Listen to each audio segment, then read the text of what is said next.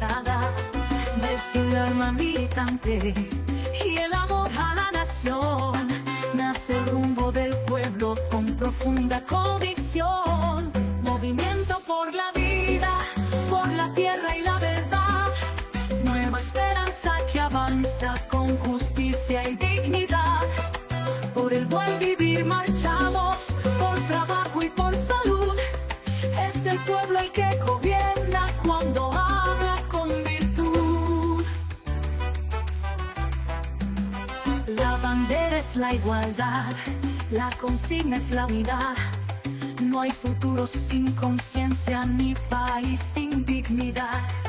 Desde el campo y la barriada hasta el aula y el taller, la esperanza organizada ya no se deja vencer. Movimiento por la vida, por la tierra y la verdad, nueva esperanza que avanza con justicia y dignidad. Por el buen vivir marchamos, por trabajo y por salud. Es el pueblo el que gobierna cuando habla con virtud. Nuestra fuerza son los pueblos y su lucha colectiva. Nuestro rumbo es el futuro con justicia efectiva. MN es nuestra historia y su emblema es el amor. De las manos del que lucha nace el cambio redentor. Movimiento por la vida, por la tierra y la verdad, nueva esperanza que avanza con justicia y dignidad. Por el buen vivir marchamos, por trabajo y por salud. Es el pueblo el que gobierna cuando habla con virtud.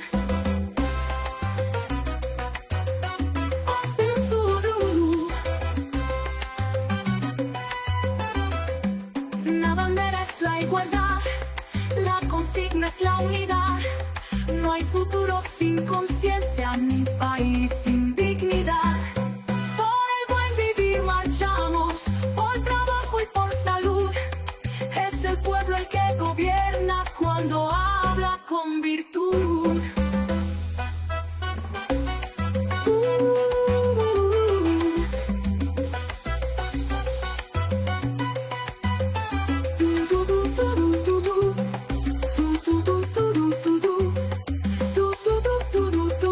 Nuestra fuerza son los pueblos y su lucha colectiva.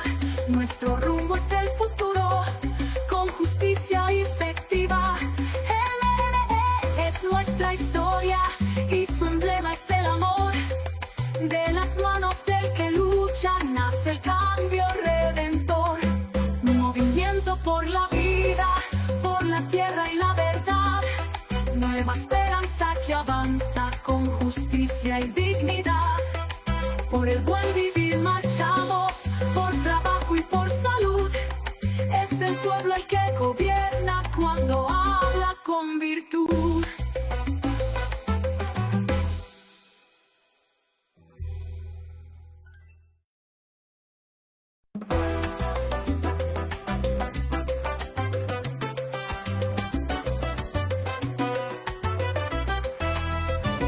Con el pueblo en pie de lucha y la patria en la mirada, la esperanza nos convoca por justicia organizada. Desde un alma militante y el amor a la nación, nace el rumbo del pueblo con profunda convicción. Movimiento por la vida, por la tierra y la verdad, nueva esperanza que avanza con justicia y dignidad.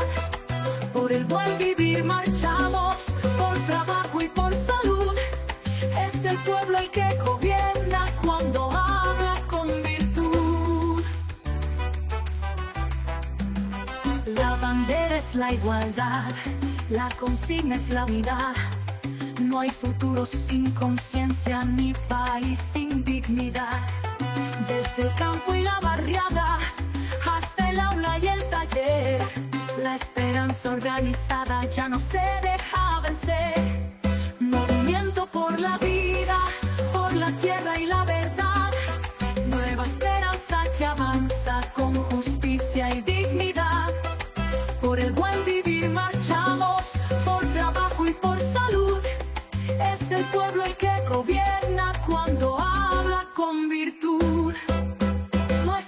fuerza son los pueblos y su lucha colectiva. Nuestro rumbo es el futuro, con justicia efectiva. MN es nuestra historia y su emblema es el amor. De las manos del que lucha nace el cambio redentor. Movimiento por la vida, por la tierra y la verdad. Nueva esperanza que avanza con justicia y dignidad. Por el buen vivir marchamos, por trabajo y por salud. Es el pueblo el que gobierna cuando habla con virtud.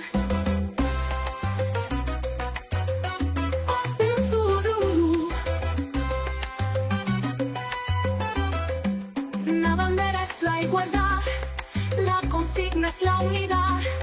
No hay futuro sin conciencia, ni país sin dignidad. Por el buen vivir marchamos, por trabajo y por salud. Es el pueblo el que gobierna cuando habla con virtud.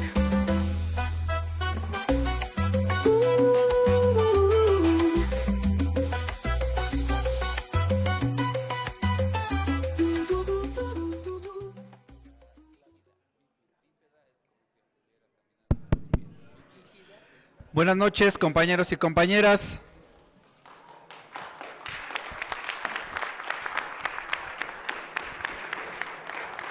Si gustan ir tomando asiento, vamos a dar inicio a nuestra asamblea semanal del Movimiento Nacional por la Esperanza.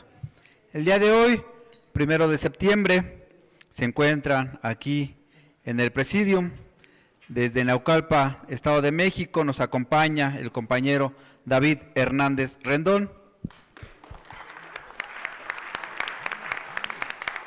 De la Asociación Nacional de Abogados por la Esperanza, el compañero Gabriel Alonso Pineda. De aquí, de la Alcaldía Benito Juárez, nuestra compañera Mireya Mejía. Desde Ciudad Victoria, en el estado de Tamaulipas, el compañero Juan Carlos Saldívar. Nos acompaña desde la UNAM nuestra compañera Jenny Moreno. Desde el estado de Tamaulipas nos acompaña también el compañero Jesús Reza. Nos acompaña nuestro compañero enlace en el estado de Campeche, Leonardo Sánchez. Desde Jalisco, nuestro compañero Salvador Zaragoza. Y como cada 8 días, nuestro dirigente nacional, el profesor René Bejarano Martínez.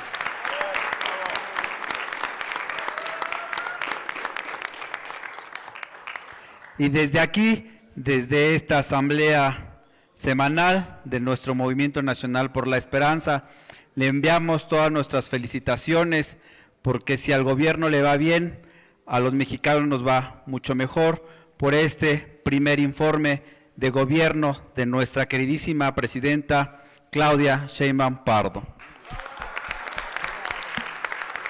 La cual, por cierto, no es por presumir, pero tiene hoy... sacan las encuestas y los periódicos que tiene una aprobación de arriba del 79%. Muchas gracias y enhorabuena a nuestra presidenta. Ahora le cedemos el micrófono a nuestro compañero David Hernández Rendón. Hola, ¿cómo están?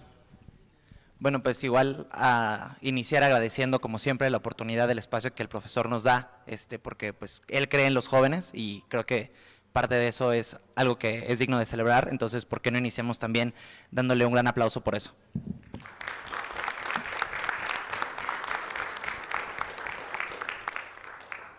Bueno, yo voy a hablarles hoy acerca de la longanimidad. Y bueno, ¿qué es la longanimidad? Es lo que conocemos como tener temperamento largo, o sea, ser tardo para enojarse.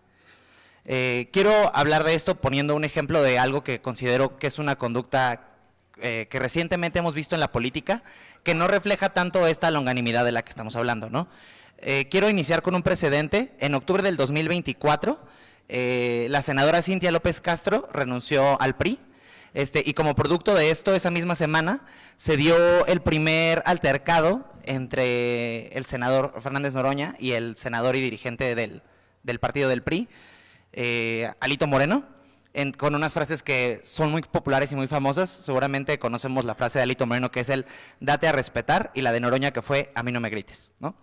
Con ese precedente en mente, quiero que nos traslademos a agosto 2025, recientemente, y pues también tenemos la renuncia de igual manera de un senador del PRI, de Néstor Camarillo Medina, y una nueva renuncia, y pues todos conocemos o hemos escuchado acerca de cuál fue el resultado y el altercado que ocurrió recientemente en la Cámara de Senadores, ¿no? ¿Por qué esto tiene que ver con la longanimidad?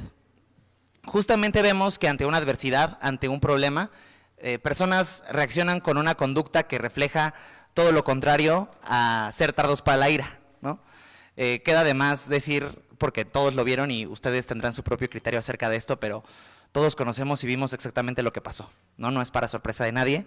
Y pues justamente esto nos deja pensando mucho acerca sobre cómo necesitamos en la vida política ser personas que nos podamos comprometer a ser precisamente tardos para la ira, ¿no? Hay obviamente situaciones que a lo mejor para nosotros no serían ideales o ideales dentro de la política o dentro de nuestros partidos, pero es reprochable y condenable actuar de esta manera. Creo que no se necesita convencer aquí a nadie pues precisamente de esto, pero quiero que también hagamos una distinción, ¿no? Porque no es lo mismo ser paciente que tener una actitud de longanimidad. La paciencia únicamente implica esperar el tiempo correcto. No es lo mismo tener paciencia hacia una circunstancia o hacia una persona que actuar con longanimidad. La paciencia solo es esperar el tiempo correcto. Cuando los niños quedan de verse a la salida para agarrarse a golpes afuera de la salida, no están actuando con una actitud de longanimidad, están actuando únicamente con paciencia, porque tarde o temprano saldrán y ejercerán pues precisamente esa conducta destructiva el uno hacia el otro, ¿no? Entonces, esa es yo creo que la principal diferencia, y por eso tenemos que entender cómo actuar de esta manera en la vida política, ¿no? ¿Cómo puedo entonces tener yo una actitud de longanimidad ante las diferentes circunstancias que voy a vivir? Hacia los malos tratos de las personas, dentro de los grupos, dentro de la política. ¿Cómo puedo actuar siempre de manera correcta?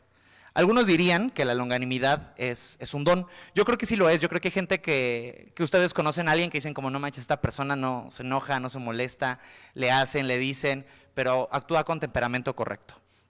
Pero también es una actitud que se puede entrenar. Se entrena en el alma y en el espíritu.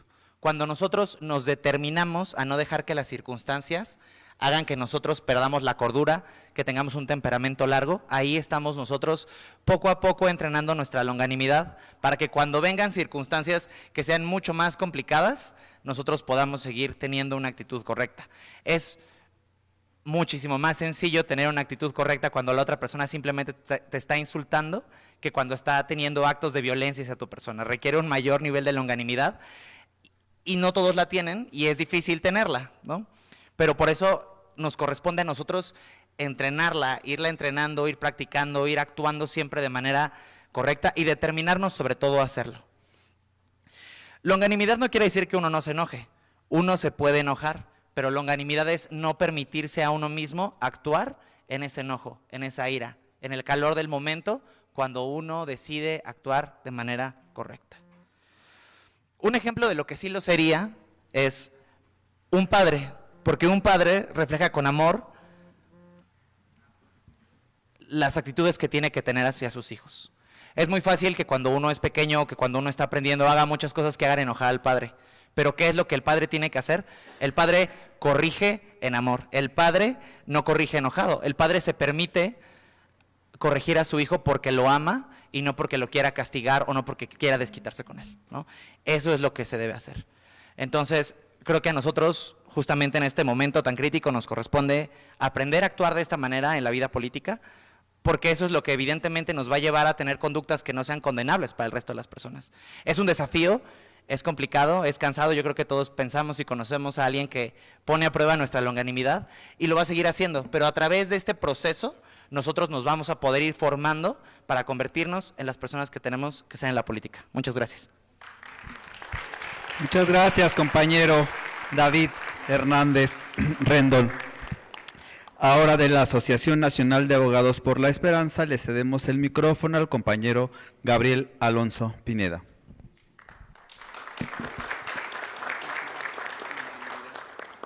Buenas noches, compañeros y compañeras. Es un gusto estar aquí reunido en la asamblea.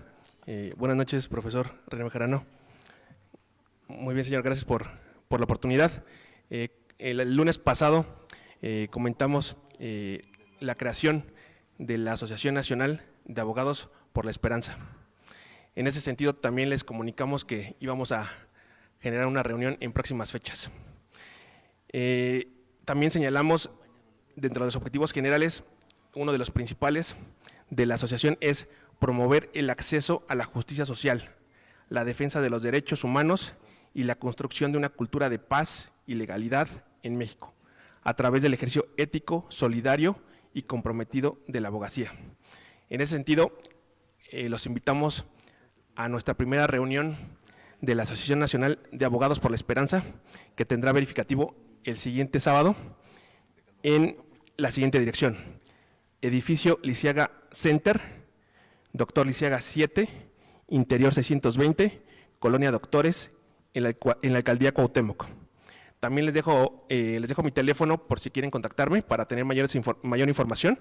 Es el siguiente: 55 45 80 80 46, y también les brindo mi correo electrónico, que es gabrielpineda1979@gmail.com.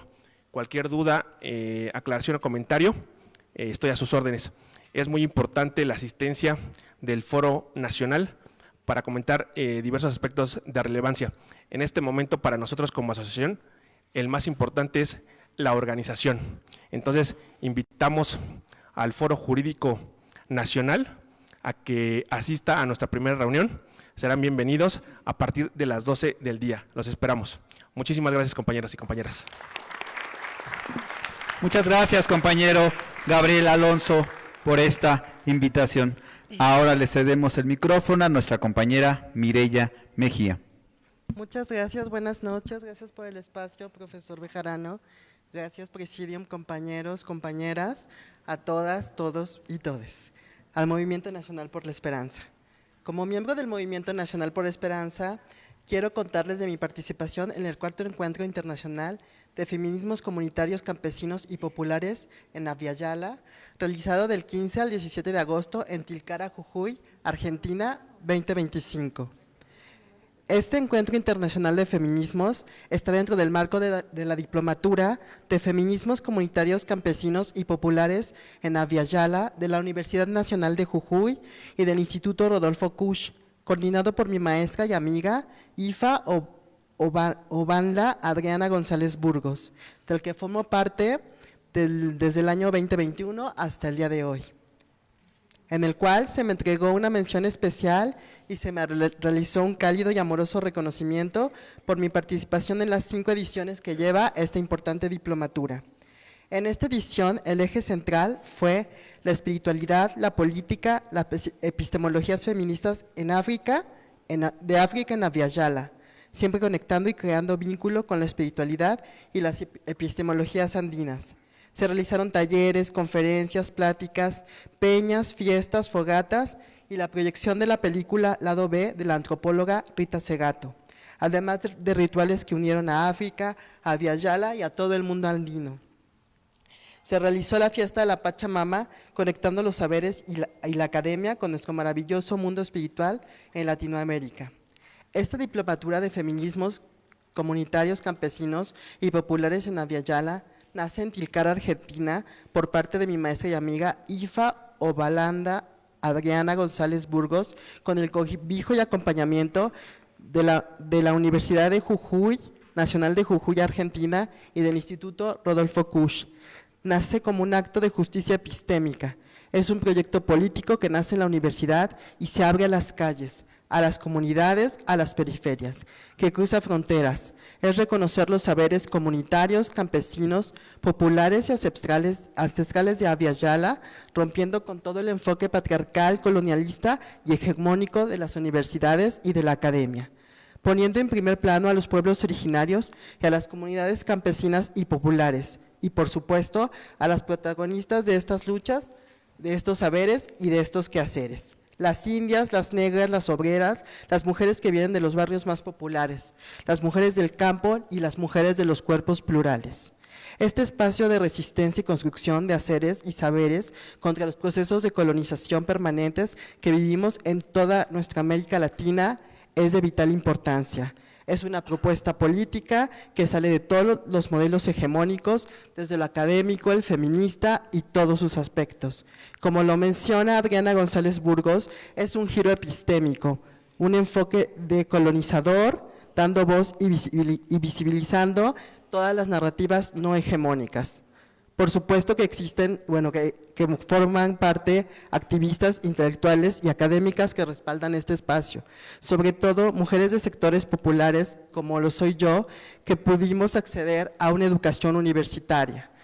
Pero también están y entran las campesinas, las artesanas, las tejedoras, las mujeres comerciantes, las negras quilombolas en Brasil, mujeres que experimentan espiritualidades no hegemónicas. Se abre a todas, a todos y a todes, con una metodología novedosa, llevándonos poderosos y amorosos aprendizajes, organizándonos de manera colectiva para crear ese otro mundo o esos otros mundos posibles, construirlo, discutirlo, formarlo, hablar desde otros términos, desde nuestros territorios, desde nuestras epistemologías, dándole poder a nuestros saberes, conocimientos ancestrales, recuperando así la memoria, los quehaceres y nuestras inteligencias populares. Crear, abrazar este mundo otro posible, redefinir y recuperar nuestras narrativas, hablar desde un feminismo comunitario, campesino, negro, popular, trans, lésbico, estos feminismos de nuestras ancestras, poniendo el afecto y la gestión de la vida en primer plano.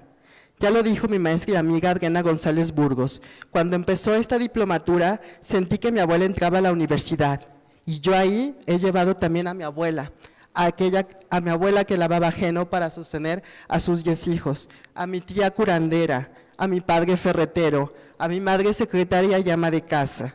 Y he hablado de sus vidas y de su hermosa y poderosa vida, sus saberes y quehaceres domésticos, simples, cotidianos y populares, y que ahora están dentro de las universidades. He escrito sobre ellas, sobre ellos, sobre sus luchas y sus vidas, sobre su manera de entender y conocer el mundo, que también es la mía. Hemos dialogado, conspirado y creado con grandes maestras como lo es la antropóloga Rita Segato, Silvia Federici, la gran Silvia Rivera Cusicanqui, Adriana Guzmán Arroyo, Claudia Corol, Sandra Lorenzano, Aura Cumes, Esther Pineda, Patricia Beatriz Vargas, Amaranta Gómez, Leila González, Flavia Ríos, Yayana Aguilar, Moira Millán, Marianela Saavedra, Miriam Gómez, Petra Laubana, entre otras grandes de toda Latinoamérica. Traigo desde las montañas andinas del norte de Argentina la encomienda de esta importante labor, traer este poderoso proyecto académico, político y social a México, para seguir creando vínculos y traer toda esta metodología a los pueblos y comunidades y sobre todo a las luchas de nuestros territorios. Se me hace de suma importancia ponerla al servicio de nuestro Movimiento Nacional por la Esperanza, buscar los vínculos con gobierno federal, locales, municipales, pero sobre todo con los movimientos y luchas de nuestro MNE, además de distintas organizaciones y universidades. Traer esta diplomatura, exposiciones, talleres, seminarios, cursos, para seguir tejiendo y sembrando otro mundo posible y para seguir construyendo, creando comunidad, buen vivir y nueva esperanza. Muchas gracias, profe René Bejarano, muchas gracias a todos. Mireya Mejía Ramírez. Profe, le hago la entrega del afiche de la diplomatura. Muchas gracias, profe. Desde Tilcara, Argentina. Sí, Mireya. Gracias, profe. Muchas gracias, compañera Mireya Mejía, por compartirnos esta reflexión. Ahora nos vamos a Tamaulipas y le cedemos el micrófono al compañero Juan Carlos Saldívar. Buenas noches, muchas gracias, profesor, por invitarnos. Mi nombre es Juan Carlos Silva, soy médico veterinario, zootecnista, egresado de Tamaulipas. Y lo que Mireya nos dice aquí es algo que ahora el 11 de octubre, que va a estar allá en Madero, nuestro gran amigo René Bejarano, te vamos a invitar, porque tenemos 326 kilómetros de frontera y tenemos 28 puentes internacionales, y toda la gente que pasa por ahí se queda en nuestras fronteras, todo tipo, hombres, mujeres, niños, y te queremos invitar para que desde la frontera hasta acá apoyemos con Movimiento Nacional de Esperanza a todas esas personas. Necesitamos gente como tú en este grupo. Gracias, maestro, por invitarnos y estar aquí, pues puros jóvenes. Pura criatura del Señor. Me encanta la política, soy maestro, tengo un doctorado en educación. Me gusta educar a los ganaderos. Tenemos en el altiplano tamaulipeco 6 municipios, somos los mayores productores de cabrito, somos el tercero a nivel nacional. Dicen que Nuevo León es el rey del cabrito, pero el cabrito se produce en Tamaulipas, en el altiplano, y se lo llevan para Nuevo León. Pero bueno, mientras sea dinero y comercio, no pasa nada, ¿verdad? Las estadísticas ahí están. Y quiero decirle al maestro que muchas gracias por invitarme y estar aquí en el grupo con ustedes, y agradecérselos también a ustedes porque nos escuchan y son de este movimiento tan fuerte que ya arrancó y no nos vamos a parar, menos en Tamaulipas, y eres una de las primeras invitadas. Claro, va a estar el 11 de octubre y te vamos a invitar para que nos des una conferencia de este tema tan importante que tienes. Muchas gracias, muy amable. Muchas gracias, compañero Juan Carlos Saldívar. Ahora le cedemos el micrófono al compañero Jesús Reza. ¿Qué tal? Buenas noches. Primeramente que nada, profesor, muchas gracias. Profesor y el contador Cecilio, muchas gracias por la invitación, por las atenciones que han tenido con nosotros, a todos y cada uno de ustedes, también a ti, Miguel, y los invitamos este 11 de octubre, y como dice el profesor, hay que aprovechar la luna. Las lunas, las de octubre, son las mejores y más hermosas. Les hacemos una atenta invitación este 11 de octubre, y los que gusten acompañarnos tienen las puertas abiertas. Muchas gracias. Muchas gracias, compañero Jesús Reza. Ahora le cedemos el micrófono a nuestro compañero Leonardo Sánchez. Buenas noches. Reciban un saludo de las y los compañeros de el MNE en Campeche. En días recientes estuvimos en el estado, recorrimos algunos municipios y nos reunimos con líderes y dirigentes del municipio de Cibalché, Jopelchen, Champotón, Ciudad del Carmen, Escárcega y Campeche Capital.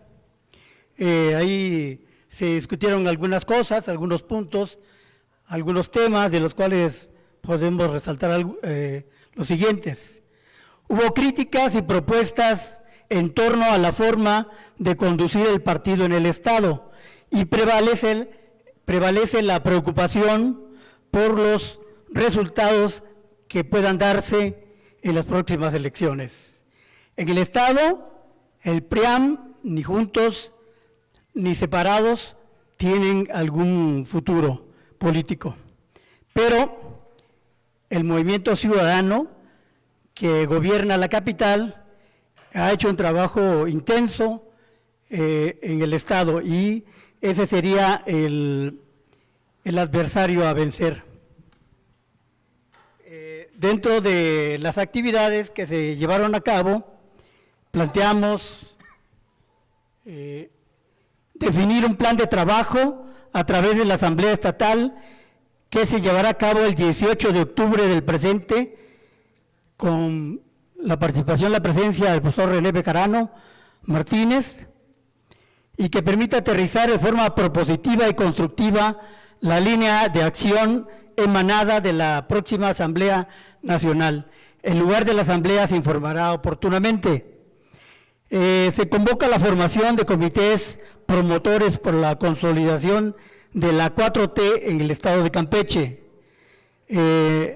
Invitamos a afiliarse y promover la afiliación a Morena, participar en todas y cada una de las actividades de trabajo organizativo que convoque el partido, establecer vínculos con la dirigencia nacional y con dirigentes de todo el país del MNE a través de la asamblea semanal virtual del movimiento de cada lunes a las 8 de la noche, donde se informa y analiza los temas más relevantes del país.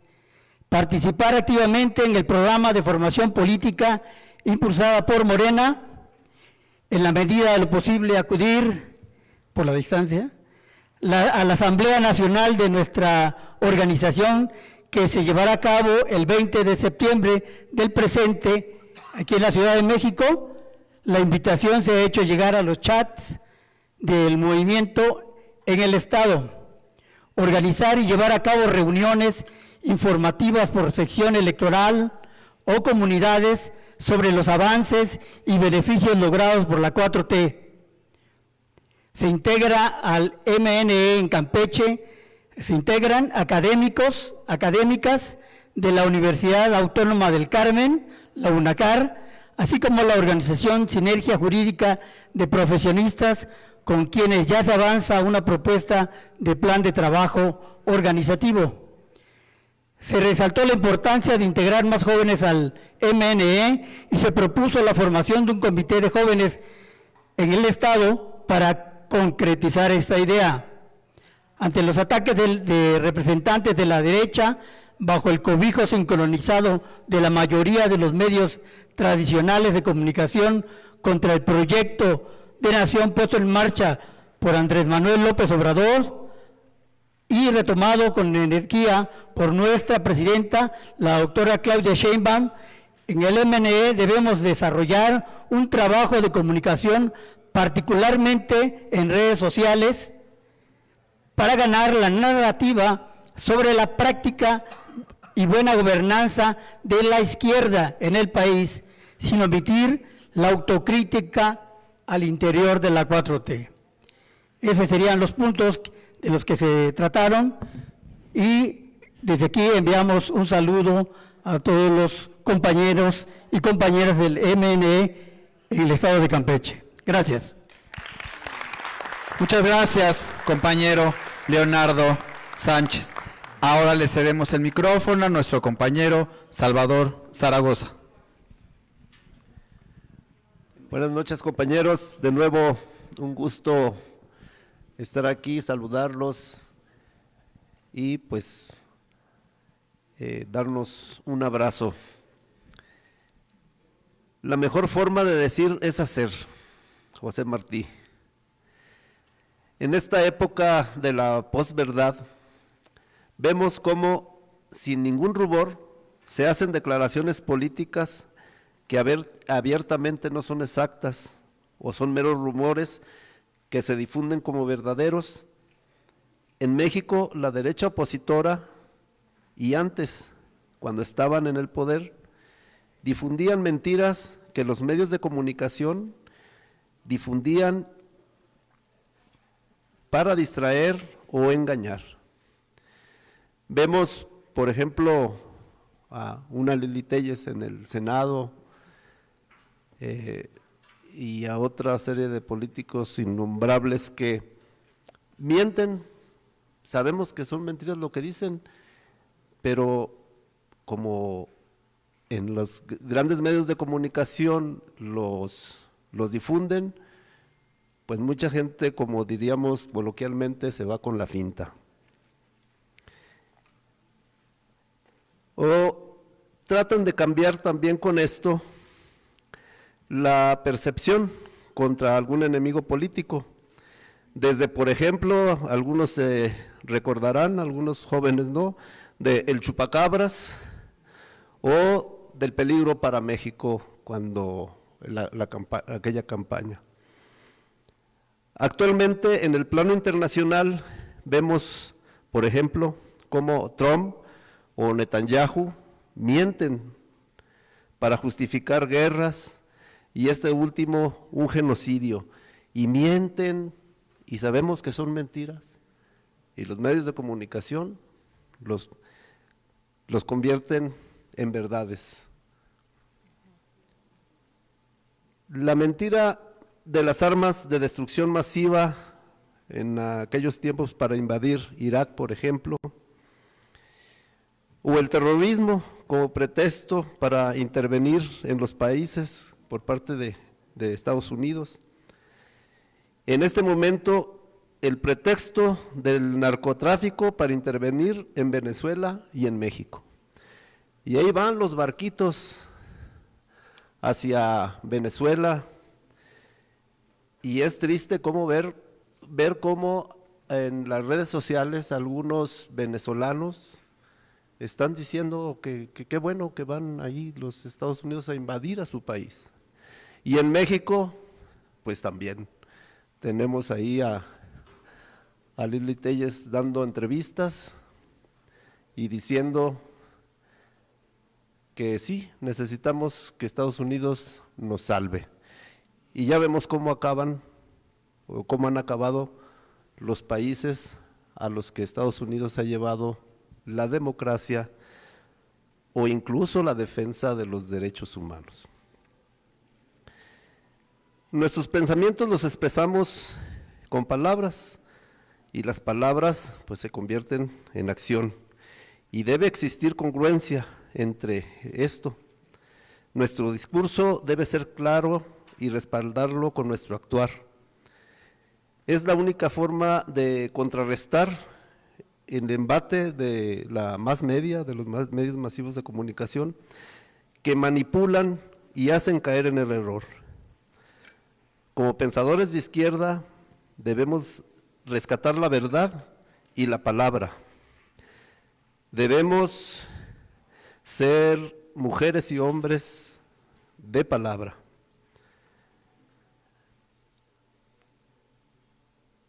Ya hablaremos en otras entregas de los conceptos de derecha e izquierda que también pues están algo desgastados. Me vino ahorita que David Hernández nos habló acerca de esta nueva palabra que longanimidad. Se oye muy bonito y es una bonita palabra, qué bueno que ya la aprendimos. Hay una frase en latín que dice: quo natura non dat, salamantica non presta. Lo que la naturaleza no da, la universidad no te lo presta, o sea, Salamanca. Y hay otra frase que dice, que ya está compuesta por su servidor: lo que la naturaleza no te da, la disciplina te lo presta. Así que, pues hay que adquirir la longanimidad, no como un don o un talento que nos ha sido dados, sino como una adquisición a través de nuestra disciplina, porque los políticos debemos de ser también disciplinados. Muchas gracias. Muchas gracias, compañero Salvador Zaragoza, por compartirnos esta reflexión. El día de hoy, por cuestiones legislativas, no pudo venir nuestra compañera, la diputada Celina Trujillo. Informarles que ella había dicho que el 6 de septiembre iba a hacer su informe legislativo, pero nos está avisando que lo va a posponer para el siguiente mes, y en la siguiente reunión que ella venga ya nos dirá qué fecha, el lugar y la hora. Ahora le cedemos el micrófono para temas internacionales a nuestra compañera Jenny Moreno. Muchas gracias, Miguel. Buenas noches a todos, compañeros, a nuestros compañeros de las redes sociales, por supuesto, y como siempre, agradecer también a mis compañeros de la mesa del Presidium por estar aquí, por compartirnos cosas tan interesantes. Y bueno, pues me toca justo hablar de las noticias internacionales más importantes de esta semana. Quisiéramos empezar con el tema de Argentina. El tema del proceso electoral que se está llevando, que se llevará a cabo este año. Argentina está transitando unas elecciones de medio término. Estas elecciones van a redefinir la correlación de las fuerzas en el Congreso y esta parte es muy importante porque tenemos que recordar que está comenzando la segunda mitad del mandato del presidente Javier Milei. El comicio general está convocado para el 26 de octubre de este año. Habrá renovación de 127 escaños en cuestión de diputados y 24 en el Senado. Hay dos rasgos institucionales que singularizan este proceso y que también es muy importante que tengamos en cuenta. La primera es la suspensión de las PASO. A continuación les explicaré qué son. Y la introducción nacional de la boleta única de papel. ¿Qué son las PASO? Las PASO son elecciones primarias, abiertas, simultáneas y obligatorias. Es por eso que por las iniciales se llaman PASO. Son primarias porque se eligen los precandidatos de los partidos políticos para que se elija un candidato para las elecciones generales. Son abiertas porque todos pueden votar, todos los ciudadanos argentinos. Son simultáneas porque ocurren en todo el territorio nacional al mismo tiempo y son obligatorias porque son un deber cívico para todos los ciudadanos de aquel país. Antes de la implementación de las PAO, la selección de las PASO, la selección de candidatos estaba controlada principalmente por las cúpulas partidarias. Esto es importantísimo porque en la época de Kirchner, es decir, en el año 2009 para ser exactos, fue que se crearon las PASO para poder hacer más democrático el proceso y que los precandidatos no fueran impuestos por los propios por estas propias élites del poder, dejando así la elección al pueblo. Por otro lado, la BUP, que es la boleta única de papel, es algo que va a reemplazar las boletas partidarias por un único instrumento estatal que lista todas las opciones, es decir, antes había mucha papeleta, ahora va a ser una, lo cual busca facilitar el voto dividido entre las categorías, en este caso senadores y diputados, y reduce así los problemas logísticos como el faltante de boletas. Cabe mencionar que este uso nacional se estrena por primera vez en estas elecciones.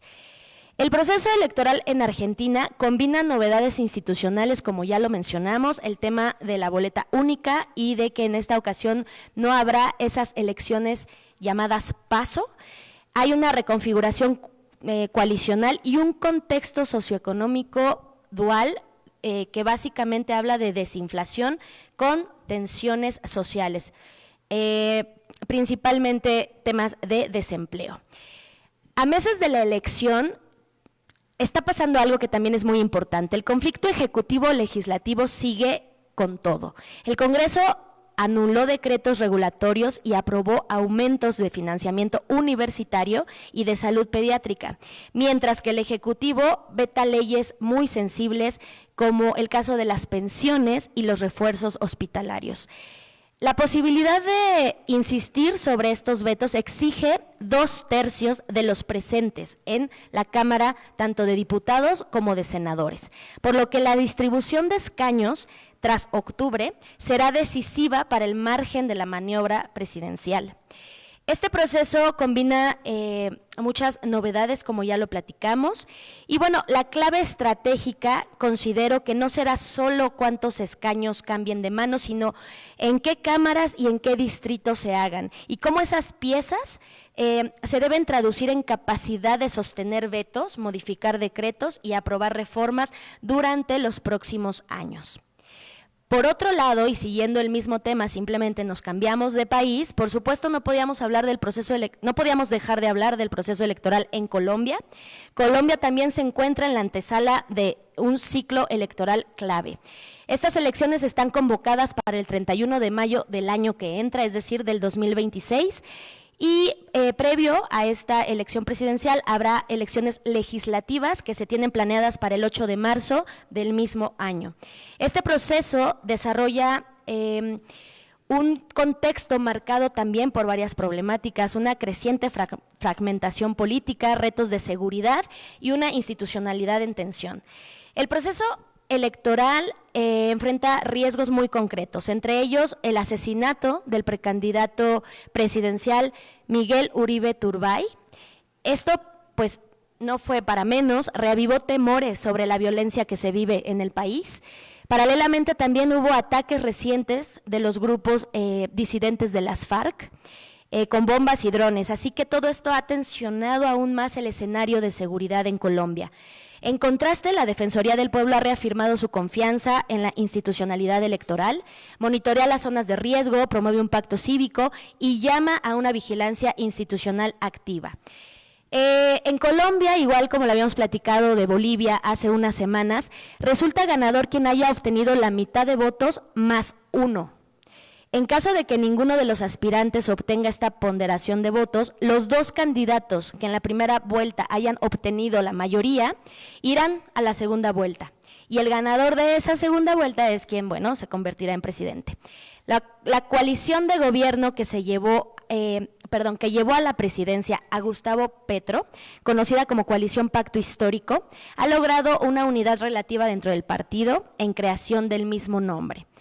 Así que este ciclo electoral en Colombia se perfila como un momento determinante para la consolidación democrática del país, destacando 3 dinámicas. La nueva fusión de pacto histórico de la que les hablo, que es básicamente esta coalición política de orientación progresista, que parece ofrecer claridad y mucha fuerza a la izquierda. Curiosamente, pues todo lo contrario está pasando con la derecha y el centro, que están sufriendo una fragmentación y que por supuesto complica su estrategia. Y como ya hablamos, la seguridad electoral y la legitimidad institucional emergen como factores críticos, dada la violencia reciente y los atentados políticos. Así que en el análisis que yo hice, veo muy probable que nos vayamos a una segunda vuelta, igual como en el caso de Bolivia, con un escenario en el que la izquierda llegue fortalecida si logra capitalizar su cohesión contra una oposición dispersa. Y si no llegara a pasar esto, emerge un bloque centralista, un bloque fuerte y creíble, y esto podría reconfigurar el mapa político hacia una contienda menos polarizada. Pero el riesgo de deterioro institucional, si no se garantizan elecciones libres y seguras, representa la mayor amenaza para la democracia colombiana en esta coyuntura. Así que, teniendo en cuenta toda esta información, esperemos qué sucede en los próximos días y, por supuesto, nosotros se los estaremos informando. Muchísimas gracias. Muchas gracias, compañera Jenny Morena, por esta información internacional. Ahora le cedemos el micrófono a nuestro dirigente nacional, al profesor René Bejarano Martínez. Muchas gracias, Miguel. Buenas noches, compañeras, compañeros. Gracias a todas y a todos los asistentes provenientes de varias partes de la República Mexicana y de aquí de la Ciudad de México. Gracias a los compañeros que vienen desde Nuevo León, de Tlaxcala, de Puebla, de Sinaloa, del Estado de México y de aquí de diversas alcaldías. Muchas gracias a todas y a todos, también a los compañeros de Tamaulipas y de Jalisco. Estamos en la asamblea semanal del MNE correspondiente a lunes 1 de septiembre del 2025. Los principales temas que conviene retomar son los siguientes. En primer lugar, la presidenta rechazó que la Ciudad de México esté controlada por cárteles. Como sabemos, la ciudad, después del gobierno de Mancera, fue recuperando espacios y ahora, pues, aunque obviamente hay problemas de seguridad, no tiene nada que ver con los problemas que se viven en otras partes del país, y eso se refleja en el caudal de turismo nacional y extranjero, en la cantidad de eventos, la vida cívica que se desarrolla durante todos los días y que permiten una convivencia afortunada. Por otro lado, la presidenta también rechazó las versiones de algunos periodistas que señalan supuestamente vínculos de el delincuente Mayo Zambada, que se declaró culpable en Estados Unidos, con funcionarios de la 4T. No hay ninguna acusación en concreto, y lo que el Mayo habló fue de sobornos en los últimos 40 años, tanto a gobiernos o funcionarios de gobiernos federales, estatales, y eso abarca pues obviamente el periodo de gobierno de los del PRI y los del PAN. Y también la presidenta destacó la equiparación que se hizo de García Luna con el Chapo y con el Mayo, que en México no se consideró tan importante. También en la semana hubo una denuncia en donde la Raquel Buenrostro informó que en la Compañía de Luz y Fuerza del Centro y en Petróleos Mexicanos hay pensiones exageradas que llegan hasta 1 millón de pesos mensuales en algunos casos, lo cual tiene que ver con prácticas indebidas que subsistieron a lo largo de muchos años. Y también se anunció la campaña Viernes Muy Mexicano, que pretende alentar el consumo de productos mexicanos para fortalecer el mercado interno. Se publicó un decreto para limitar la importación de calzado que no paga impuestos, porque eso genera una competencia desleal con respecto a los productores mexicanos, y se va a buscar regular esa importación. En la parte final de mi intervención me voy a referir al tema de la trifulca que hubo en el Senado, aprovechando la intervención del compañero David Hernández acerca de la longanimidad, que es un concepto que apenas conocí. Se presentó un proyecto de termosolares en Baja California Sur para fortalecer la capacidad de producción de energía eléctrica, y también se presentó un proyecto de un polo de desarrollo en Huamantla. Se busca la diversificación del comercio exterior y por eso hubo acuerdos con funcionarios brasileños, que como sabemos es la segunda economía más grande después de Estados Unidos en el continente y muy parecida a la de México. Y también nuestra presidenta resaltó el rechazo a una pretendida intervención militar de Estados Unidos con el pretexto de combatir a los cárteles. En todo caso, en Estados Unidos debieran combatir a los cárteles que ahí mismo existen dentro de su territorio, pero sabemos que se trata de un pretexto para fortalecer su actitud intervencionista. Y también se va a investigar la información acerca de sobornos en el otorgamiento de contratos en Pemex durante la administración de Peña Nieto. Este fin de semana estuve en Tlalpan, por ahí anda el compañero León Telles y otros compañeros de Tlalpan. Fue una reunión muy agradable, ahí en lo que fue el Parque Ecológico Loreto y Peña Pobre. Hicimos una reunión de líderes para fortalecer el trabajo en aquella demarcación. Tenemos una agenda ya muy saturada de actividades. Este fin de semana vamos a ir a Jalisco, iba a ser en el Hotel Misión Carlton, pero finalmente la universidad sí nos facilitó un auditorio del Centro Universitario de Ciencias Sociales y Administrativas, que se conoce como CUSEA. Ahí vamos a hacer la actividad este fin de semana, el sábado 6 de septiembre, y nos reuniremos con los líderes del MNE de aquella entidad. El 10 de septiembre, muy probablemente, estaremos en Morelia con grupos de líderes del MNE de Michoacán. El 13, esperemos que se confirme, la visita a Monterrey para reunirnos con los compañeros del MNE en Nuevo León, el 13 de septiembre.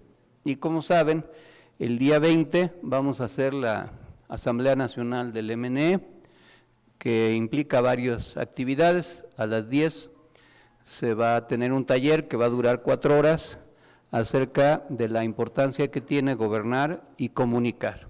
Se trata de un esfuerzo para fortalecer los liderazgos del MNE con herramientas modernas que les permitan conectar mejor con la ciudadanía y comunicar con claridad el proyecto de la Cuarta Transformación.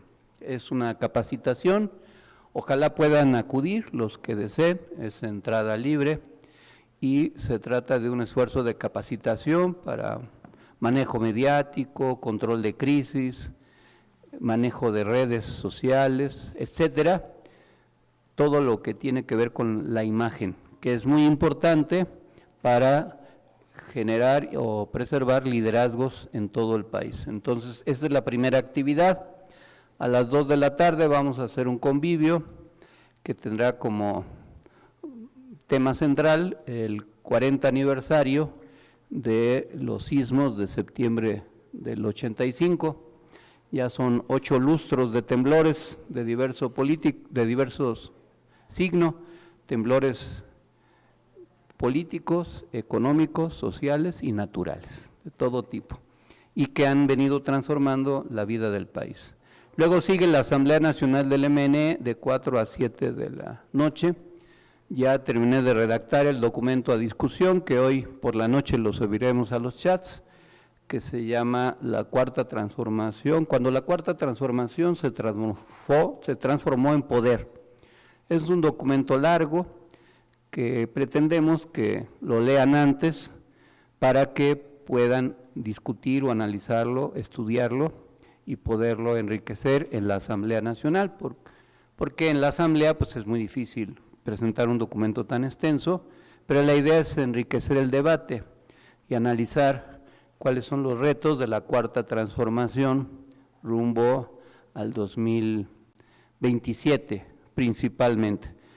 En ese documento hay un recuento histórico de lo que fue el periodo revolucionario después del 17 y cómo se transformó el Estado mexicano en el siglo XX y cómo es que se pudo preservar el proyecto del nacionalismo revolucionario, sobre todo a partir de el gobierno de Cárdenas. ¿Cuál fue la estrategia para conseguir el poder en el 2018? Y dentro de eso, la prédica de la austeridad republicana, la justa medianía, el trato con humildad, con sencillez, alejándose de la soberbia y de los vicios de la vieja política, y qué importante es preservar eso. Luego viene toda la agenda que se tiene que preparar en el marco de la situación económica que se tiene que evaluar, las relaciones con Estados Unidos, con los BRICS, es decir, Brasil, India, China, Sudamérica, y los retos del gobierno de Claudia Sheinbaum en materia económica, que es algo fundamental. Viene el tema de la revocación del mandato, que está previsto para el 27, pero que podría hacerse en el 26, si es que avanza la reforma electoral, también ese es un tema que conviene analizar. Y luego está el reto de las elecciones del 27, que aparte de la segunda parte de la reforma del Poder Judicial, implica la renovación completa de la Cámara de Diputados, de más de 1000 gobiernos municipales, de la mayoría de los congresos locales y de la necesidad que tiene la Cuarta Transformación de preservar la mayoría calificada en esa Cámara, además del cambio de las 17 gubernaturas que se van a modificar en ese proceso electoral, desde Baja California Sur, Chihuahua, Sonora, Sinaloa, Nayarit, Colima, Michoacán, Campeche, etcétera, Querétaro, y que obviamente implica un reto para Morena porque la mayoría de las gubernaturas que se van a cambiar ya las tiene Morena, salvo algunas como la de Querétaro que tiene el PAN, o la de Nuevo León, el Movimiento Ciudadano. Guanajuato se cambia hasta el 30. Ese, y luego viene un ideario del Movimiento Nacional por la Esperanza en ese documento, de lo que buscamos o lo que pretendemos ya como en el marco de la Cuarta Transformación. Entonces, pues ojalá puedan leer ese documento para poder hacer ponencias, hacer intervenciones y llegar previamente pues informados de lo que se va a analizar y discutir, y que eso sea también como instrumento de formación política. Después del 20 de septiembre iremos el 27 a la alcaldía Álvaro Obregón, ya tenemos programada la visita aquí de la Ciudad de México. Como ya dijo Pedro Infante y Reza, de las lunas la de octubre es más hermosa, entonces en octubre vamos a ir a Tabasco el 4 de octubre, el día 11 a Tamaulipas, a Ciudad Madero en Tamaulipas, el 18 a Campeche. Son las que ya tenemos programadas, mientras podemos continuar con el trabajo correspondiente para cerrar bien el año. Como les decía, pues vamos a retomar el tema del Poder Legislativo, a raíz de los sucesos que se presentaron en el Senado de la República. No veníamos preparados, pero dicen que hay felices coincidencias, y a propósito de lo que dijo David, estuve yo consultando en la red y acerca de la longanimidad, una virtud antigua que implica paciencia ante las adversidades, serenidad y fortaleza interior para soportar sufrimientos, injurias o pruebas difíciles sin dejarse arrastrar por la ira o la desesperación. Perseverancia firme y constante, incluso en medio de la incomprensión o la injusticia. En el ámbito moral y religioso se le asocia a la capacidad de esperar sin desesperar, de mantenerse firme sin resentimiento y de responder con nobleza a lo adverso. Por ejemplo, se dice que alguien actúa con longanimidad cuando soporta con calma una larga enfermedad sin perder la esperanza. También cuando un líder aguarda con paciencia el fruto de un cambio social, aún sabiendo que tardará generaciones. En pocas palabras, es una paciencia elevada, perseverante y digna. Y claro que eso es lo que no hay en el Senado ni en la Cámara de Diputados. Falta longanimidad. Ahí hay una conducta anclada en la violencia verbal, en la intolerancia, en el odio, en el espectáculo, pero no siempre fue así. En la historia de México, la vida parlamentaria pues tiene momentos de grandeza. Desde 1824, con la promulgación de la primera Constitución Federal, después de la promulgación de la independencia y la instauración de lo que habría de ser el Estado mexicano. También en el Congreso del 57, cuando se promulgó la Constitución, pues son memorables las intervenciones del nigromante Ignacio Ramírez o de Ponciano Arriaga, que hicieron escuela por las cátedras que pronunciaban, o el ejemplo de Belisario Domínguez, que pagó con su vida en 1913 al denunciar el golpe de Estado de Victoriano Huerta. En 1917, los constituyentes de Querétaro dejaron un legado de debates rigurosos que dieron origen a una Carta Magna adelantada a su tiempo. Quien pueda acudir a revisar el diario de los debates de aquella época, pues encontrará intervenciones juiciosas, verdaderos tratados de algunos temas, por ejemplo en educación, de Félix Pallavicini y otros muchos que eran verdaderos intelectuales que hacían uso de la tribuna y que daban cátedra. Su palabra tenía una fuerza y persuadía, así como su escritura. Nada que ver con los espectáculos bochornosos que a veces se han visto más reciente en la actual etapa. Tenemos que recordar que el Congreso tuvo papeles importantes, incluso en el porfiriato.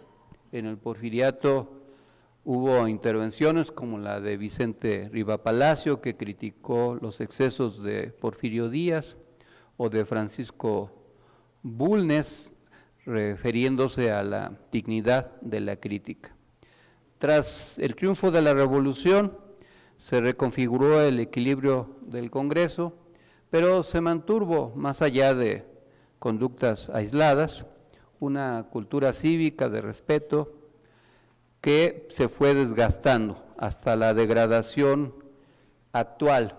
Hay una degradación del Congreso, de las cámaras de diputados, que se reflejan en algunos hechos simbólicos, como legisladores que se disfrazan con máscaras de puerco o botargas de dinosaurio, grupos como el llamado Bronx, que hicieron de la injuria y la provocación su estilo de confrontación, y la sustitución del argumento por el insulto y del razonamiento por la consigna. El Congreso corre el riesgo de seguirse degradando y que no tenga valor ni prestigio, y que en lugar de que sea un espacio de educación cívica, de debate sosegado, razonado, de cultura, en donde imperan las razones, se vuelva en un ring en donde las porras, las consignas, la violencia, los ataques, los actos verdaderamente ofensivos sustituyan el debate que debe haber en la máxima tribuna del país. Hay que recordar la importancia en ese contexto de la palabra, el valor de la palabra. En 1936, en la Universidad de Salamanca, a propósito de lo que dijo Salvador, Miguel de Unamuno acudió a una ceremonia de la universidad. En esa ceremonia acudió la esposa de Francisco Franco, que ya habían derrotado a la República, y el general enviado por Franco arengaba a las huestes universitarias, falangistas, con una consigna que ahora nos parece insólita, pero que no deja de ser el lenguaje fascista. La consigna de los falangistas de aquellos años era ¡viva la muerte! Esa era lo que gritaban, lo que coreaban. Y Miguel de Unamuno, que al principio de la guerra civil había apoyado el alzamiento contra el presidente Miguel Azaña, después se deslindó del franquismo, improvisó un discurso y, intelectual, filósofo, poeta como era, acuñó una frase que prevalece y que en los usos de la conjugación española reza así: venceréis, pero no convenceréis. Y estas tres palabras sintetizan lo que debiera ser el discurso político. No se trata solo de vencer, sino de convencer. Y para convencer hay que apelar a la razón. En un libro que les recomiendo que pudieran revisar acerca de la historia de los libros y del lenguaje, Irene Vallejo, una escritora española, el libro se llama El infinito en un junco, que se refiere a que los pergaminos en donde se empezó a hacer la escritura se elaboraban a partir de ese árbol, de los juncos. En ese texto hacen referencia a cómo el uso de la palabra pudiera ser valioso o también cómo pudiera pervertirse. Y ahí se menciona que Por ejemplo, los griegos perfeccionaron el arte del insulto hasta convertirlo en espectáculo. Pero también supieron conmover y educar con la palabra. Los discursos, si son efectivos, pueden actuar poderosamente sobre el estado de ánimo de la gente, conmoviendo, alegrando, apasionando, sosegando. La palabra puede ser bálsamo que cura, la angustia, sedante que aplaca el dolor, llama que inspira cambios. La palabra es un poderoso soberano, con un cuerpo pequeñísimo y del todo invisible, ejecuta las obras más divinas, quitar el miedo, desvanecer el dolor, infundir alegría y aumentar la compasión. Y en ese contexto hay que, incluso para los librepensadores o los creyentes, recordar lo que en las Escrituras existe. Yo soy librepensador, pero no cerrado a algunos conceptos valiosos en diversos textos religiosos.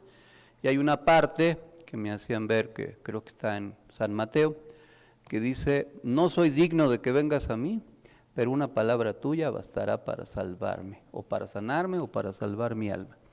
Y eso es la reivindicación de la palabra, de quien la promulga y de quien la escucha o quien la atiende. Nosotros tenemos que retomar el valor de la palabra, no podemos ser cómplices de un proceso en donde la cerrazón o la incultura sea lo que se imponga.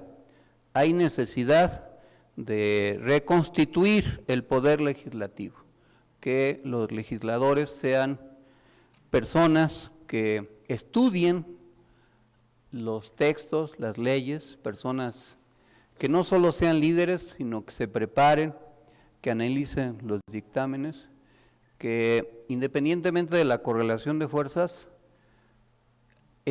expongan las razones y utilicen los valores de la retórica, que puede ser mucho más filosa que una lengua bífida o viperina.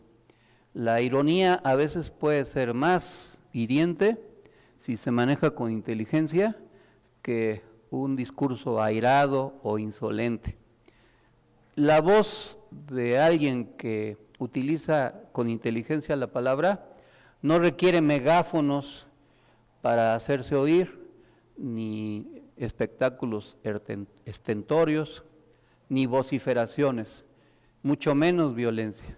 Basta con articular un buen discurso, utilizando adecuadamente el lenguaje, con respeto, apelando a la inteligencia y a la razón.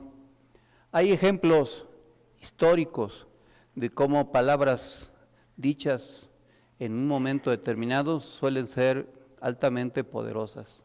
Recuerdo cuando Díaz Ordaz, pretendiendo burlarse de el rector Barros Sierra, cuando el movimiento del 68 quiso ironizar y le dijo: primero los sabios, como refiriéndose a el rector, y el rector le contestó: primero los resabios, y con eso lo calificó. No necesitó más palabras, y eso quedó en la memoria.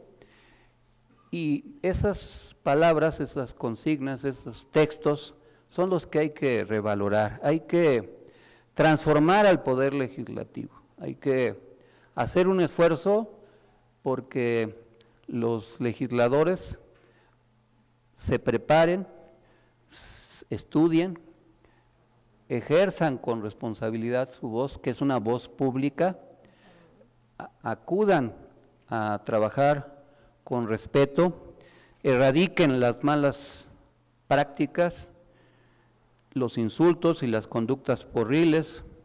Hay que reivindicar la belleza de la palabra hablada, cuidar el discurso, tanto el discurso preparado como el que se improvisa. Cuando hay conocimiento, no se necesita leer de memoria, leer un texto escrito por alguien diferente al que lo lee, porque muchas veces el que lee pues no sabe lo que está leyendo. lo mejor es acudir al propio conocimiento o si no se tiene, adquirirlo. Hay que tener formación retórica, hay que procurar la cultura, aplicar las técnicas de la persuasión, de la metáfora, de la argumentación, usar la palabra como fármaco o como excitativa, discursos que motiven o que consuelen, que calmen o convoquen a la acción en determinado tiempo de crisis. Los grandes oradores se distinguieron por esa capacidad para hacer bellas piezas de oratoria, las filípicas griegas o las catilinarias, o seguramente han oído hablar de I Have a Dream o Yo tengo un sueño de Martin Luther King, pronunciado en la víspera de una movilización en contra del racismo. Esas piezas quedaron para la historia y se repiten, se vuelven clásicas porque independientemente de que pasen décadas, pues la gente sigue acudiendo a ellas. Parlamentar no significa acudir a las mentadas, no es eso.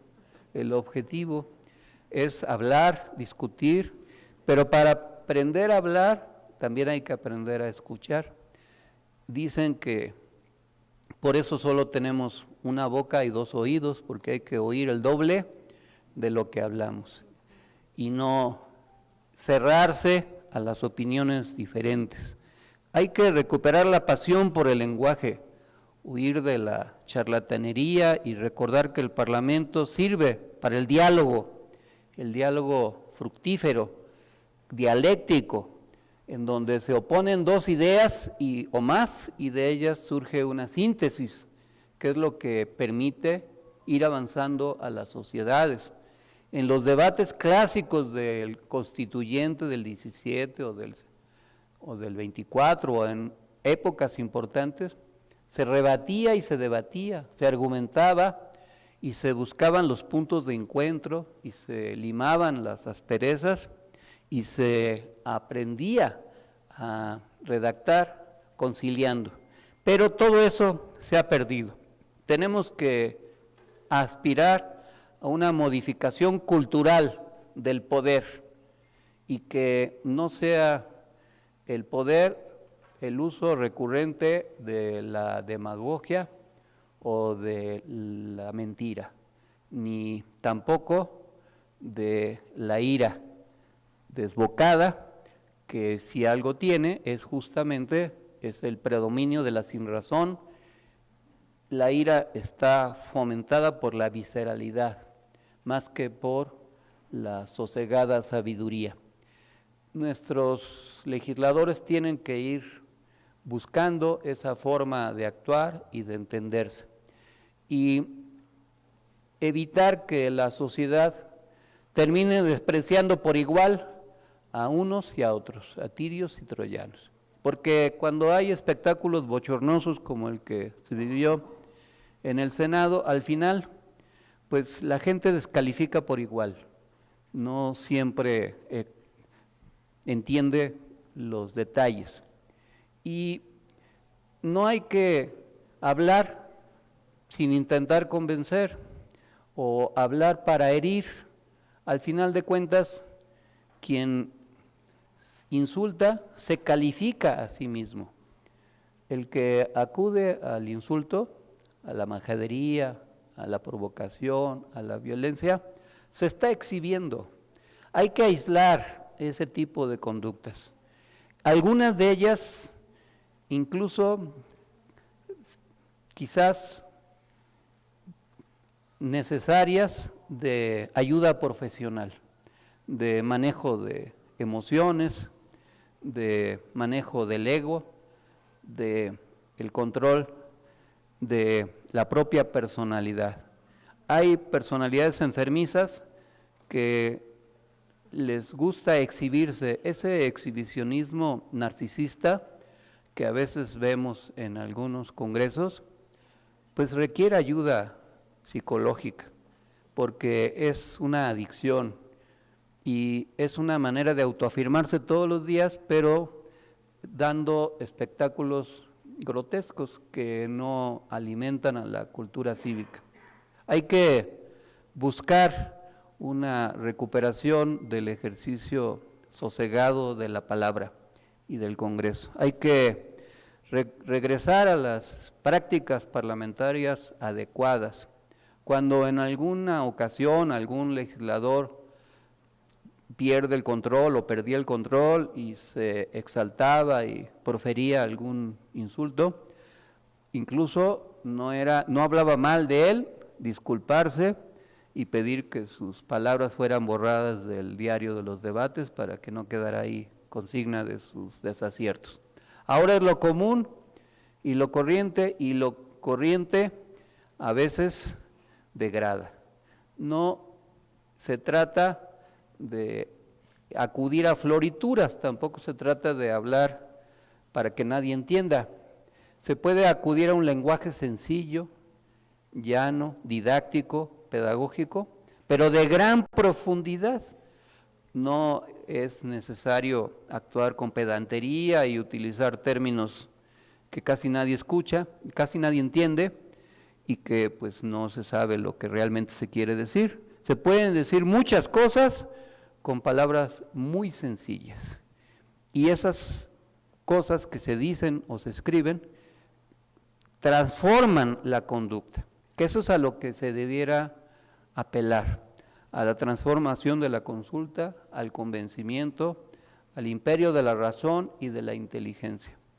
Las sociedades que se degradan anulan la palabra y tratan de destruir o de acallar las voces, porque las voces con inteligencia suelen ser muy subversivas.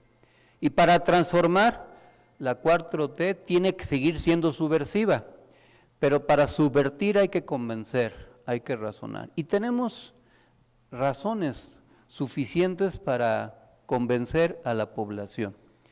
Y a la ofensa no se le debe contestar en el mismo nivel, ni a la violencia.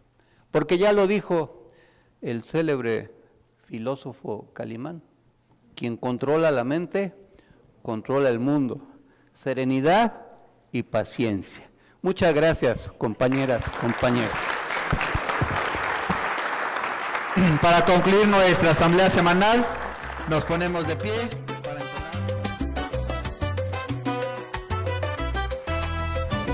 Con el pueblo en pie de lucha y la patria en la mirada.